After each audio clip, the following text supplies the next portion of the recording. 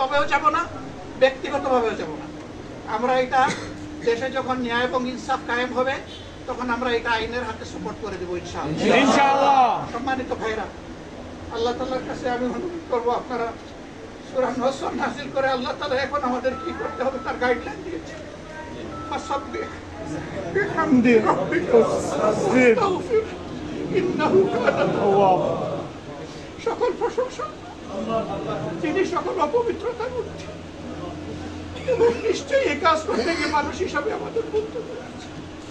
আমরা আল্লাহর কাছে ক্ষমা চাই, আল্লাহ তাআলা গফুরুর রহিম হিসাবে যেন আমাদেরকে ক্ষমা করেন। একবার অন্তত মহান করে আল্লাহ তাআলার কাছে পড়ি, তওবা করি, আস্তাগফিরুল্লাহ وأتوب إليه لا حول ولا قوة إلا بالله العلي العظيم। সমস্ত ভাইদেরকে আমরা শুকরিয়া জানাচ্ছি। আপনারা এখন হলরুমের বাইরে গিয়ে অপেক্ষা করুন। আমরা নির্বাহের যে দায়িত্বশীল ভাইরা এখানে এসেছেন এবং আরও কিছু ভাইদেরকে আমন্ত্রণ জানানো হয়েছে, তারা থাকবেন। তার সাথে 2 মহানগরীর এখানে অ্যাসিস্ট্যান্ট সেক্রেটারি পর্যায়ে যারা আছেন, সেক্রেটারিও যারা আছেন, তারাও থাকবেন।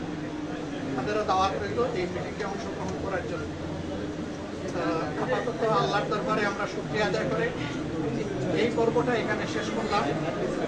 সবাই সিজদায় পড়ে আমরা আল্লাহ শুকরিয়া আরো বেশি বেশি আদায় করি।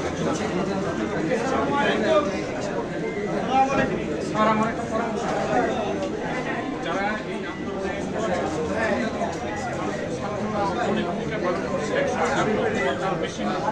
তাদের জন্য সংগঠনের পক্ষ থেকে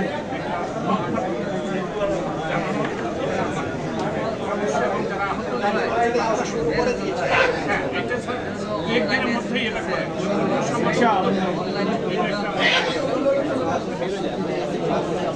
ভাইরা বের হয়ে আসসালামু আলাইকুম আসেন।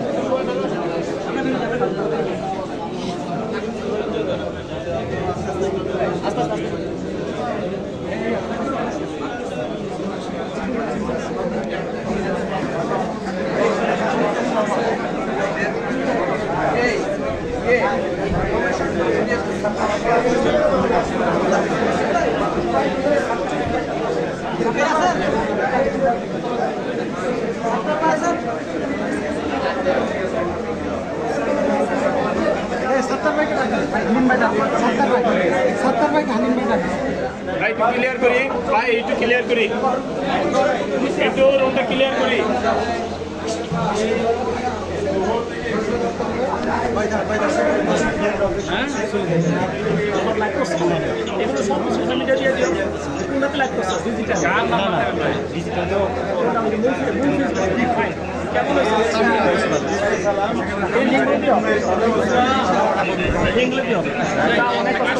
ভালো ব্যবস্থা নাকি বলছে, ভালো ব্যবস্থা নাকি। দর্শক, আপনারা এতক্ষণ দেখছিলেন যে এখানে বক্তব্য রেখেছিলেন বাংলাদেশের জামাত ইসলামীর আমিরে জামাত ডক্টর শফিকুর রহমান, এবং তিনি জাতির উদ্দেশ্যে বলেছেন যে উদ্ভূত পরিস্থিতিতে যেন তারা শান্ত থাকে এবং যাতে এই ঘটনাকে কেন্দ্র করে কোনো সনাতন ধর্মাবলম্বী থেকে শুরু করে কারো বাসা বাড়িতে যেন হামলা না হয়, সেই জন্য তিনি নেতাকর্মীদেরকে সহ দেশবাসীকে নির্দেশ দিয়েছেন যাতে মানব ঢাল হিসেবে তাদের সম্পদ, তাদের বাড়িঘর পাহারা দেয়। এছাড়া আজকে সেনাপ্রধানের সাথে কথা বলে তারা বঙ্গভবনে গিয়েছেন, সেখানে রাষ্ট্রপতির সাথে কোন কোন বিষয়ে কথা হয়েছে সেই বিষয়গুলো কিন্তু তিনি এখানে বলেছেন।